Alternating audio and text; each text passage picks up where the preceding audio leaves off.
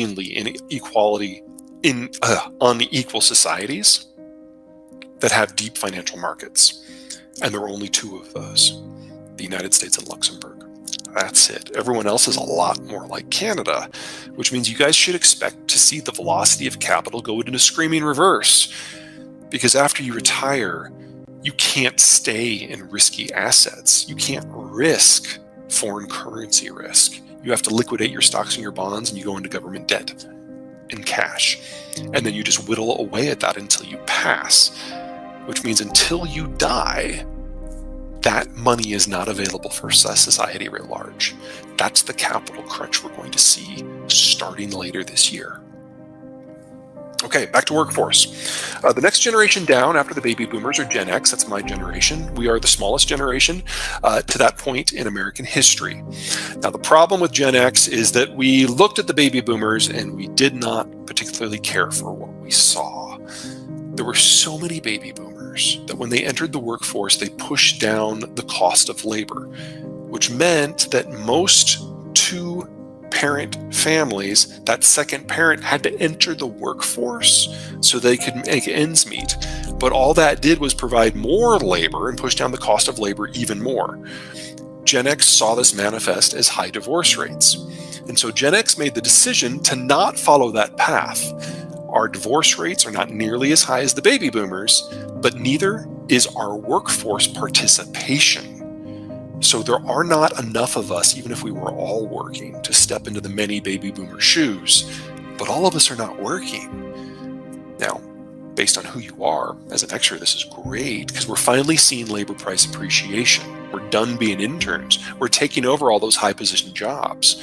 But there are nowhere near enough of us, which means we're seeing sharp labor inflation that will last for at least the next 15 years.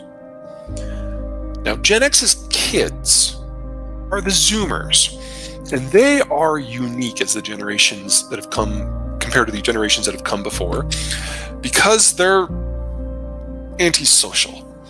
They were raised by Gen X, so they were always told that there was never going to be any money for you in Social Security or pensions or healthcare. You have to work hard. You have to be better than it. Not just everyone in your class, but everyone, period. You can rely on no one but yourself. As a result, they've got the highest suicide rate in American history, and they have a real, very, very different approach to work. They see it as an obsession.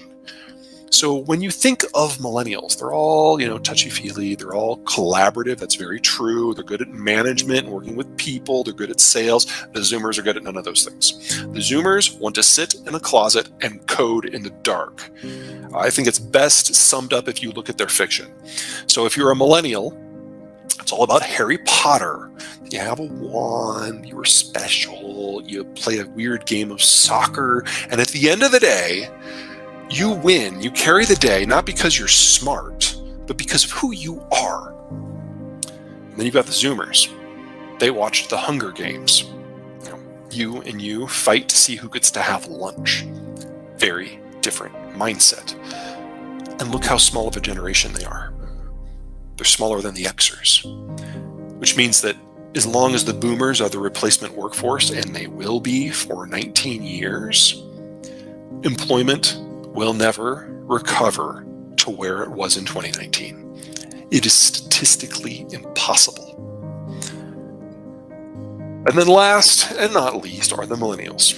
Now, they're a large generation, which does give us a bit of hope in terms of taking the sting out of what's going on in the labor markets. Kind of. There are two types of millennials. The first half are the ones who meet the stereotype. They sleep until noon. They didn't get their first job until they're 27. Their mom drives them to work. They took an extended adolescence. They didn't enter the workforce till years later. Meet the stereotype. The second group don't. They did what they were supposed to. They put their nose to the grindstone in school, and as soon as they left, they didn't go on a 3-year trip to Europe. They immediately entered the workforce, only for the financial crisis to wallop them up the side of the head. Whether it's because they did everything right, and so they were the last ones in and first ones out during the financial crisis and lost years of experience, or because they went out to find themselves for several years and they lost years of work experience. The millennials missed out on 3 to 5 years of those first critical 3 to 5 years of those first critical jobs that all of us normally had, which means that the millennials today are the least skilled worker cohort that we have ever seen, and they will always be behind. The hope for the American workforce is not with the millennials per se.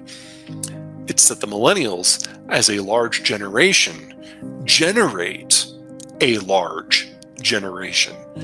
We're not waiting for the millennials to fix this. We're waiting for the millennials' children to fix this, which means that the American labor market isn't going to be better in 6 months or 12 months or 36 months or 100 months. It will not be better until the next generation is old enough to enter the workforce en masse around 2045. And then there's the Canadian position. This is where the demographic comparison between Canada and the United States breaks down, because there isn't much of a millennial or a Zoomer generation, because Canada does not generate its workforce from repopulation. Canada generates its workforce via immigration. Canada is dependent upon its tax, consumption, and financial base of people who were not born Canadian. Now, there are some perks to this. It does generate higher economic activity when you bring in people in their 30s and 40s who already have a lot of experience under their belt. It really helps for things like real estate. That sort of growth that you guys are seeing up there would not have happened without your immigration inflows. And as long as immigration holds, then okay, you can ride the bubble. But should immigration break for whatever reason, the single largest source of financial liquidity, the single largest source of economic growth in Canada collapses. Because real estate is what you've got. It is the single largest economic sector by a significant margin. In the case of BC, 3 to 4% of government revenue is nothing more than title transfers. And most of the construction that you're seeing is with foreign money. It's kind of like what was going on in the United States in Miami in the 1980s, but in Canada, it's a national phenomenon. If something happens to that immigration treadmill, it all stops. And the concern that I have, not for Canada writ large, but for BC specifically, is that in BC, the treadmill is not working any longer. Because if you're in Quebec or Winnipeg or Toronto, the immigrants come in, they settle, they get into real estate for themselves. It's logical, they need a house. In BC, you're not getting the immigrants, you're just getting the money. And so there's a whole phalanx of issues that can go wrong that can just encourage that money to go somewhere else. It may